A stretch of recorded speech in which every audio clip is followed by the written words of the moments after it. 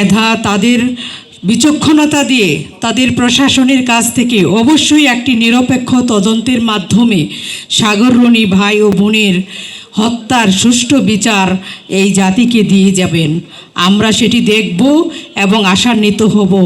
আমরা ভবিষ্যতে যাতে সাংবাদিকদের উপর এ ধরনের নৃশংস ঘটনা ঘটাতে না পারে, মানুষ যাতে একাধিকবার ভাবে যে না, হত্যার বিচার হয় এদেশে, এই কালচার যাতে না থাকে যে না, আমরা এত বছর পেরিয়ে গেলেও তদন্তটাই সম্পন্ন হয় নাই।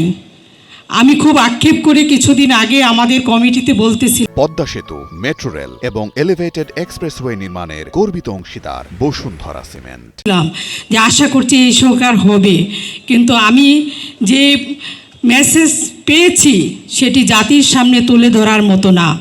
তবু আশা রাখি বর্তমান সরকার তাদের বিচক্ষণ আইনশৃঙ্খলা বাহিনী দিয়ে আমাদেরকে একটি ভালো ফলাফল দিবে।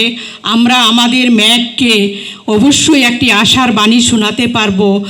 ম্যাগ যাতে দেখে তার বাবা মায়ের বিচার হয়েছে, আমরা সাংবাদিক ভাই বোনেরা তার পাশে রয়েছি এবং সেটি যেন একটি দৃষ্টান্তকারী উদাহরণ হয়ে থাকে, আমি সেই প্রত্যাশা রাখছি। ধন্যবাদ।